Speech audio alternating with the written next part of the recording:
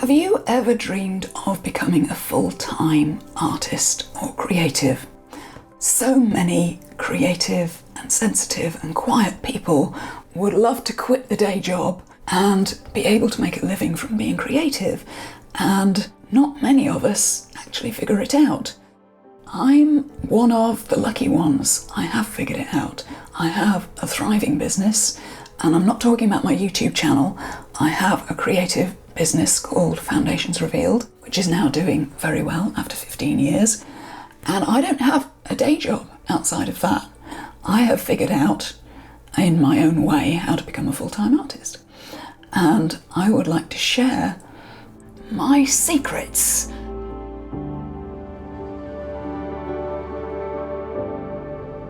For artists and creative people, how do you make something and then get the word out and actually find people who care enough or encourage people to care enough about what you're doing that they're actually willing to give you hard cash that you can actually make a living with to actually be able to continue your work.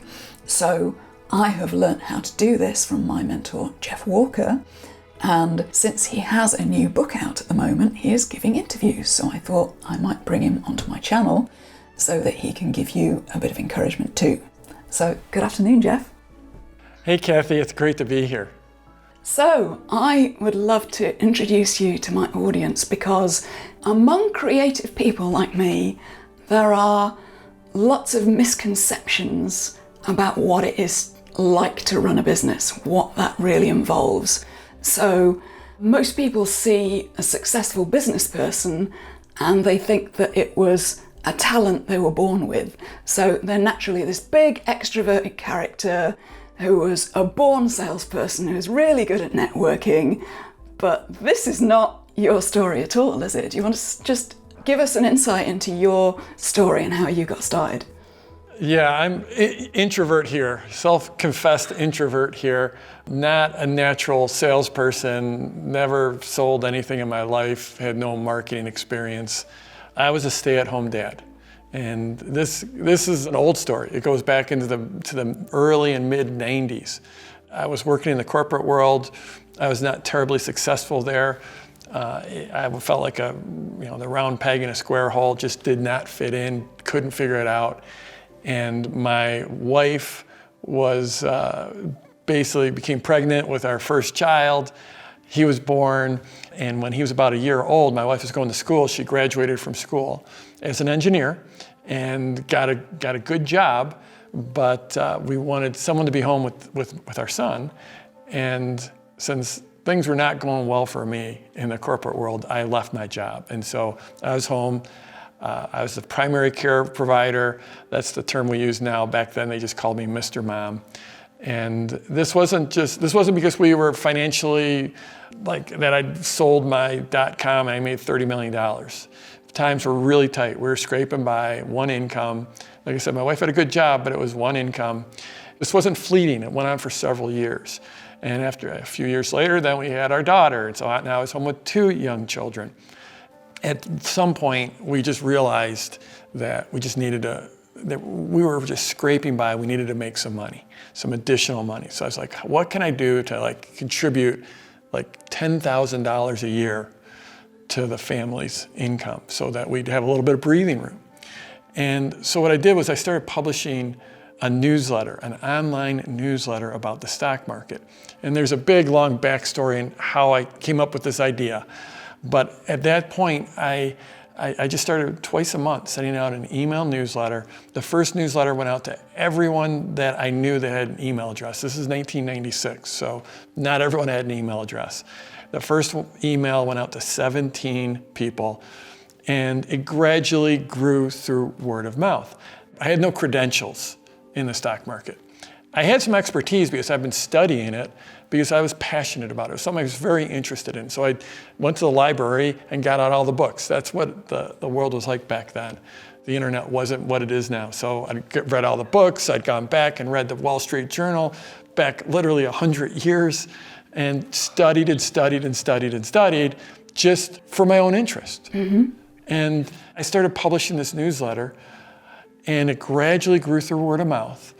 And after 3 or 4 months, I was actually got up to several hundred subscribers. I mean, my ultimate goal was, I thought if I could get 600 people subscribing to me, that would be like, it'd be unbelievable. I have this incredible, publishing power. It felt like it happened. I got up to like 600 or 700 subscribers, and I had this idea that like maybe I could sell them something.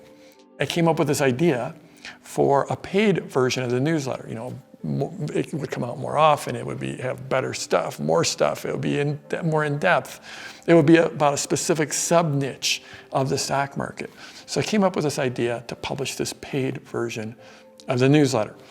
And then my problem was that I had no sales experience, no marketing experience. I'd never sold a thing in my life. Actually, when I was in Boy Scouts, I sold donuts. I sold a couple bags of donuts as a Boy Scout. One bag was to my parents, and the other bag of donuts was to my neighbors. So that establishes my sales experience. Yes. Because even then I was scared to go door to door and ask for the order. And by the way, when I was in the corporate world, the job I had was in operations. So it had nothing to do with marketing, nothing to do with sales. But it was desperate times for the family, and I really wanted to try to make that $10,000. And so I thought about how I could sell this new enhanced version of the newsletter. And the other thing too is like these 600 or 700 people that were subscribing, they would write back to me. I felt like they loved me. Not everyone, but every now and then people would write back to me and they would engage with me, and which is great because at the time I was a stay-at-home dad. I'd been a stay-at-home dad for 5 or 6 years. And I had nothing going on. And all of a sudden I had people writing back to me saying, oh yeah, I love your newsletter. So I thought it was great. And I thought if I asked them for money, if I put this offer in front of them, then they would hate me. They would feel like I'm some slimy salesman. So I thought, what can I do? I thought, I just want to try to make them fall even more in love with me. I want to romance them. Yeah. And so I started putting out even more content, just putting together like special reports and building up to this launch, which I didn't think of it as a launch then, but now we call it a launch. And this is all through December of 1996. And in early January 1997, I sent out an email that said, okay, this is what's happening. So I've got this new, you can still get the free version, but I've got this new enhanced paid version, and this is all the things you get. And if you want to get it, print this email out, write a check, put the check in the mail to me. Because this is the 90s. Right, it was like online commerce was a thing of the future at that point. Taking payments was like rocket science. I had no programming experience. I had no experience with anything. And shockingly, a few people did. And I made $1,650 in sales. And everyone's got a different frame of reference for money. And for some people, that's like amazing. Some people, it's like, you've spent 6 months working on that and you made $1,000. Like, what's the big deal? If I could have done a backflip, I would have done a backflip. I was beside myself with excitement and joy. The idea that someone would pay me for something that I created. That's huge. It is. Because before then, the only way I'd ever made money was a paycheck from a big company. And so this idea that someone would pay me was incredible. And right then, this has been 25 years, and my thinking has evolved quite a bit in those 25 years. But I did have a really great thought at that point, which is one of the most important thoughts I've ever had in my head, which was, if I did this once, I can do it again. And I can do it again. And I can do it again. And I might even get better at it along the way. And that's what happened. So about 4 months later, I did another launch. That launch did $6,000 in sales. About 4 months later, I did another launch. That launch did $8,000 in sales. So all of a sudden, I'm getting close to that $10,000. Now, I have to tell you, I did have a mentor, someone who'd been mentoring me about the stock market, and he was helping me create the content. And so half the money was going to him, but I was starting to get close to that $10,000 goal. And what happened was, over the span of 1997, I pretty much hit that number. And I was just like, this is amazing. But I could see where things were starting to go. And I didn't know how far they would go, but things were growing. People were joining my list. There was no social media back then. There was nothing. There was web pages, and there was email, and that's all there was. In 1998, I came up with a whole new idea for a new product, which is another newsletter about a different segment of the stock market. Did a launch, and that was the launch that brought my wife Mary home. That launched at $34,000 in a single week. And at that point, that was more than I'd ever made in a year when I was in the corporate world. So I was like, oh my goodness. So that's when Mary and I started talking about her being able to leave her job. It took us about a year to make that transition, but in 1999, she came home to help me raise the kids and help me in the business. And it just kept on snowballing. In early 2000, we found a home out in the mountains. I live out in Colorado, in the United States. I'm out in the mountains in Colorado. We found this home we really wanted to buy. We needed a $70,000 down payment. So this shows the evolution of my thinking. By then I was like, okay, I'm just gonna do a launch and I'm gonna make that money. And we did. The launch was about $104,000 in a single week. And it's just like, I cannot believe this. Because when I first sat down to set all my goals for the business, and at that point, my initial goal was at $10,000 a month, but the biggest goal I could possibly think of was $100,000. Like literally, I could not possibly think of an income higher than that. And here I was, about 3.5 years into this, and I made $100,000 in a single week. So a few years after that, I went to a conference of online business people, online marketers, online entrepreneurs, publishers.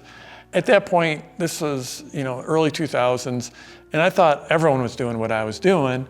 And I went there and just got to talking to people, and I realized that I just come off this $100,000 launch, $100,000 in a week, and people were blown away. So I started sharing what I was doing with them and ended up helping a few of them out. And they ended up encouraging me to create a course on how to do this. I did that in 2005. And that's when things really started to get crazy in my life. Since then, I came out with this course. Initially, it was books and CDs and DVDs. Eventually, it became an online course. And since then, my students have done over $1 billion, a billion with a B, $1 billion in sales. It's just been this ridiculous, ridiculous ride. But the absolute most important thing I ever did was that first launch that did $1,650 and learn that people will pay me for value that I create for them. And then realizing that you can get better at things, and they will get better.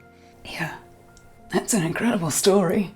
And really, you've gone from being able to believe that you could create something and people would pay you for it, to just creating this method that means that all sorts of people can take the thing they're good at and communicate the value of it and get paid for it and create value for other people. So you were publishing about the stock market to start off with, and so the big question is, does it work for creative people and for artists? Yeah, when I was first doing this, and so it worked for the stock market. And then when I met a few people and they got to know them and just out of friendship helped them, but like literally the first person that I ever helped, and I think this would probably qualify as creative. The first person I ever helped, and I really don't ever tell this story, but it was this woman, her name was Leslie, and she had a product that taught people how to write love letters. Romantic love letters to their significant other. And it was like, it worked in the stock market. I don't know if it's gonna work for writing love letters, but let's give it a shot. And yeah, she made more in her launch than she had made like in the 5 years, I think. It was incredible. So yeah, it works for creatives. It works really, really well. I think one of the reasons it works for creatives is, for most creatives, it's just really hard. It can be, you can get so close to your work, and it can be hard to have a way to share what that value is to the person that you're selling to. And this process that I've developed, you deliver great value ahead of time before you ever ask for the sale. In one way, it's a very soft sale. It's a very soft approach to marketing. It's about as soft as you can get, but it's also very, very effective. And it is systematic in that it leads people through this process where you're just showing how you're going to deliver some great value to them. And at the end of the day, we're all giving people transformation in their lives when we sell something to them. We're either giving them more pleasure or taking away pain. Any transaction in the world comes down to those things. And if you're a creative and you're either teaching people how to be creative in your art, like, I mean, Kathy, a lot of your work, you're helping people create, right? You're showing them, you're teaching them. You know, we've had so many people have so much success in that. But there's also the selling of your art, whether it's a garment, or whether it's a painting, or whether it's a sculpture, or it's a piece of jewelry. So you're delivering all kinds of pleasure. If you're selling a painting, you're delivering pleasure. And so the process of leading up to that sale is a process of delivering this value through this formula of showing people that they have an opportunity for a change in their life. And their life can be transformed in some way. Even if it's just having a beautiful painting on the wall and being the type of person that collects art and curates art, you are making a transformation in their life. I think this is the way for creatives to be able to get their work out into the world and actually get paid for it. Yeah. So it's really it's going beyond that idea of so many people open the Etsy shop and they put stuff in the Etsy shop and they hope it'll sell.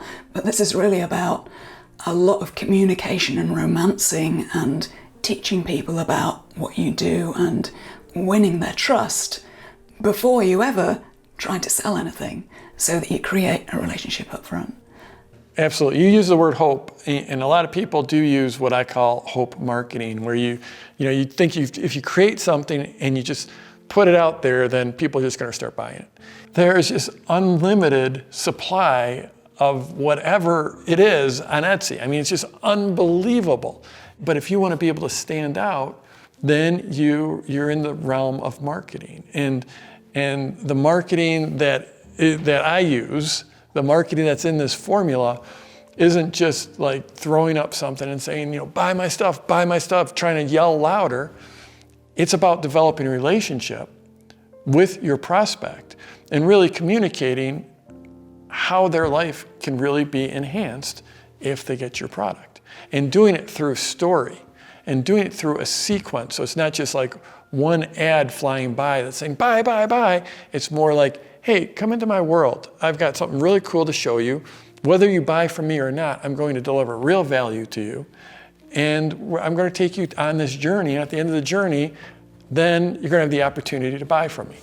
Yeah, so I love that. I love the way, I think it's Elliot in your community who says that you build such a relationship and you give them so much value before you ever ask for the sale, that you really give so much to them that you earn the right to then offer something for sale. So I love that. Have you ever felt that sense of, so many creative people have this feeling of, who am I to do this? Or they have that imposter syndrome, we call it. Did you ever go through any of that? Oh, for sure. I mean, right from the very start, I had it in a big way. And I think it was just, desperation that pushed me through it, frankly. So when I first came out with the very first version of my course, that was in 2005. I came out with my first edition of my book in 2014. And one of the things I learned is that I can teach marketing all day long. I can teach this formula all day long, but I also have to take care of the whole human, the whole being, the whole person when they're my client. I can't just say, here's this marketing formula, do this, this, and this. I have to take care of their confidence. I have to take care of their inner game, their mental state. And so that kind of stuff starts to veer a little bit into personal development. And I had all kinds of like who the hell am I to tell people how to think and how they should feel and how they should approach these problems that go beyond just marketing. Yeah. More and more, I think all of us should be taking care of all of us. And we should, in my business, we think of the whole person, the whole human being, not just the entrepreneur and not just the marketing person and not just the person who's trying to sell something, not just the person who has an online course or a membership site, not just a person who's got this art, but the full person. And that's very, very much on my mind. But I had a lot of imposter syndrome about that piece, saying, really, who the hell am I to tell, yeah, okay, I figured a few things out about marketing, so I feel okay teaching that, but all this other stuff. But then, I was like, I realized I've put in the work. Mm-hmm. I've put in the work. And so I think for a lot of folks that might be watching this, and Kathy, I know a little bit about your community. You have these wonderfully creative people who express themselves in so many different ways through their work and through their art. But you didn't just get here overnight. You put in the work. Understanding that you have put in the work and you have something to share with the world, and that if you're not, if you're letting this, whatever it is in us, Stephen Pressfield in The War of Art calls it resistance. It's this force that sometimes makes us want to play small. Yeah. And when we play small, it's like that poem by Marianne Williamson about, who are you? Who are you to play small? You have this gift. You've got this art. And I think we all, in however we're expressing ourselves, are expressing our art. My art these days, I've had a lot of art flowing through my life in many different forms that I participate in. But in these days, my art is my business. And art's transformational. It's like the most important thing as humans, we do as humans, I believe. And I think it's what makes humans humans, is that we do art. And we express ourselves. And at some point you're like, okay, do I let that force of resistance, that force that wants to have us play small, do I let that hold me back from expressing myself and from helping other people? And it's always a battle. I think most of us have that battle. Mm. And even if you do go through that battle within you, there's often this other belief that, well, I could go and do my creative thing, but if you work for yourself, I'm going to be working 80 hours a week. That's how it is. That's the payoff. If you're going to work for yourself, if you're going to do your art, you're going to be working 80 hours a week. So what would you say to that? Well, there will be some weeks where you do work 80 hours. There is effort involved. There's pain involved. There was that corporate path of mine where I was going in to work and it felt like I was going into jail for 9 hours a day. And then I'd come home and I'd be with the family for a few hours, and I'd go to bed and wake up and then go back to jail every day. And I would look at my paycheck. Every paycheck would come out, and I wasn't looking at the money that I made. I would accrue with each paycheck maybe 3 hours of vacation time. So I'd work that week to get 3 hours off at some point, and then I'd save up that vacation. I'd have a week-long vacation, and I lived for that vacation. That's a path that's pretty well trodden that you can just step right into. You can go, there's that path. Or, I love having my own business and I love working for myself. And there are some long weeks, but then there are also, last week I was off in Alaska fishing all week. And for me, this has very much been about building a business that supports my lifestyle. Especially in the beginning, there's going to be more effort involved. I never want to just make this seem like the land of milk and honey, but you don't have to give up your art. You're not going to have to work 8 hours a week for the rest of your life. There's just never been a better time to be able to start a business than now. Yeah. Because with the internet and with everything, our digital communications, we can start a business with almost zero investment, very, very low investment, and we can reach the world. Yeah. And we can, Kathy, like your business, there's a lot of people around the world that are really into creating amazing Victorian clothing. Mm-hmm. But there's not that many people that live within 20 miles of you. In 1999 probably, your business is impossible. It's a non-starter. Pretty much. Absolutely. Yeah. Non-starter. But now, all you have to do is you just need to find a few hundred people that resonate with you and your work and your message a few hundred people around the world. You don't need to appeal to everyone, and that's the way your business is built. That's the way my business is built. And so there's just never been a time where it's been easier and more efficient and less costly to start a business, and frankly, less risk. This is just the greatest time ever in the history of humankind to be a creative and to create something and to create a business. Yeah.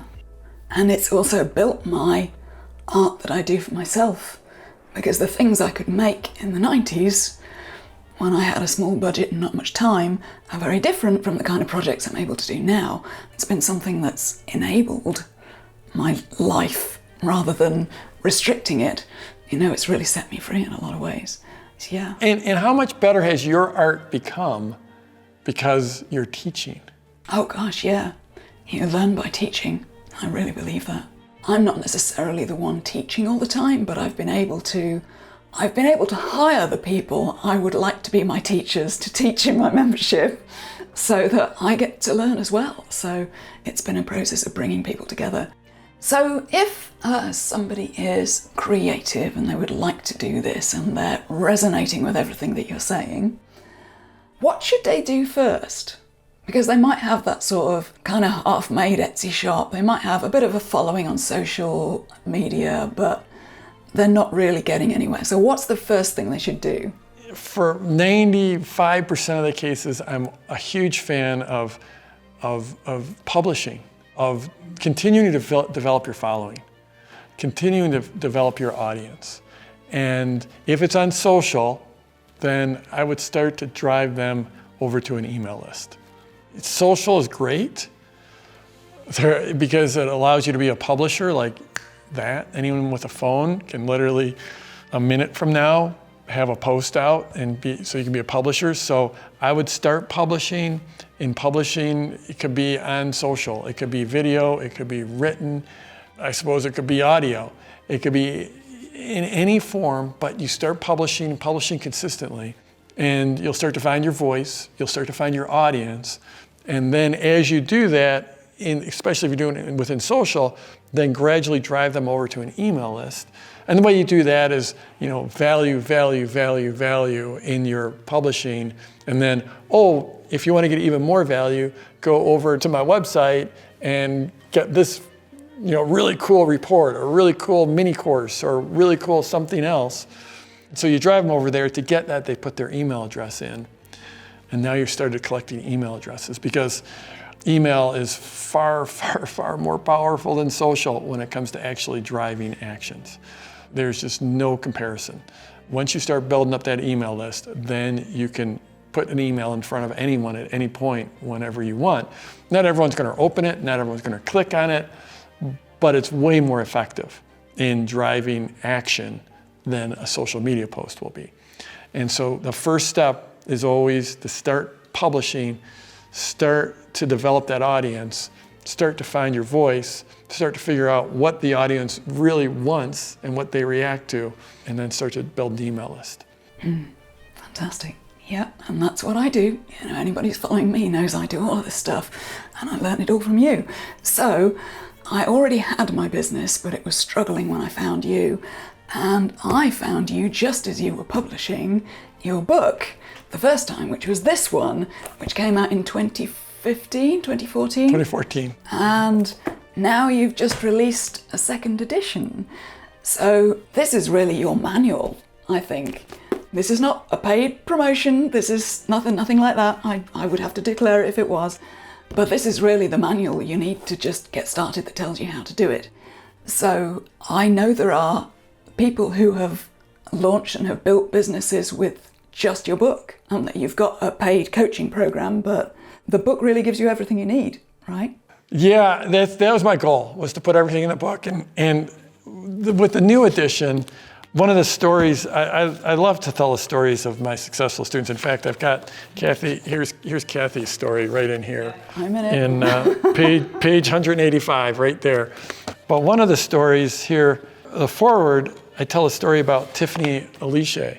And Tiffany, the way I met her is she left a review for the first edition of this book. And the review basically said, I was a preschool teacher and her school shut down, so she lost her job.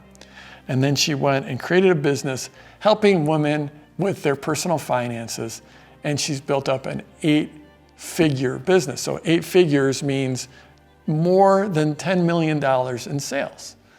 And I saw that review on Amazon and I was like, oh my goodness, this is incredible. So I tracked her down just from the name she left, got on a call with her, and just included her story very briefly in the book. But yeah, she just bought the book and went to work. And it's not easy. It doesn't happen overnight. You don't get to $10 million in sales. That doesn't happen instantly. It's all a process. But it's also a formula. And the formula is what's in the book. That's what I put in the book. What is the ROI of having a business that's generating $10 million in sales per year based off of a $20 hardcover? I would love to see more of my artists and creatives creating actual businesses that work, because there's so much frustration out there amongst creative people that they think that they can't do this. But I think you've got a whole framework here that makes it possible. And we need more art in the world. I think you would agree that we do. That's what we need right now. And we need more artists that aren't starving. And one thing, when I just reflecting on what I just said, a $10 million business, 1 in 100,000 people that get this book will have a 10 million. I know that's not the goal for most people. I mean, if you grow a $10 million business, you now have built a team, your life has gotten more complex. There's all kinds of things going on. And it's a 1 in 100,000 type of a deal.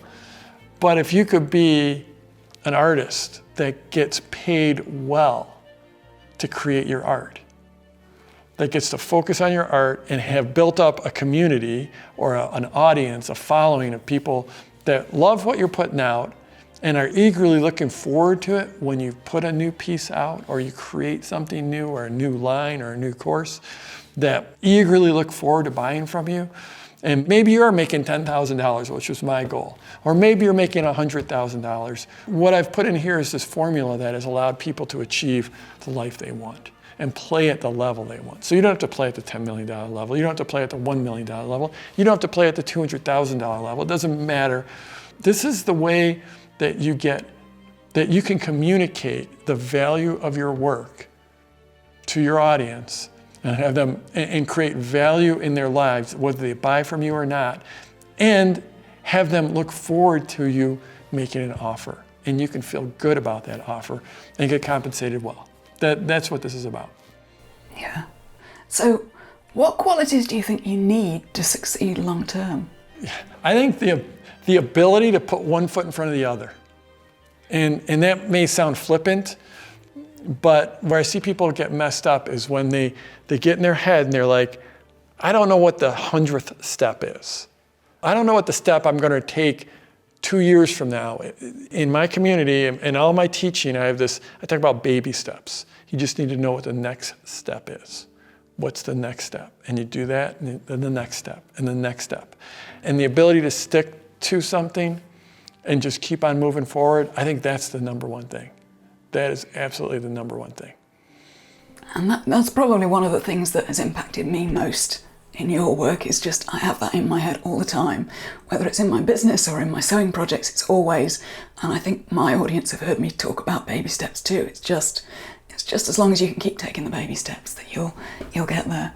Well, thank you so much for being with me. Do you have any sort of last words of encouragement for all these quiet, sensitive people who are like, oh, I don't know whether I can really do this. I don't know whether I deserve to do this. What would you say?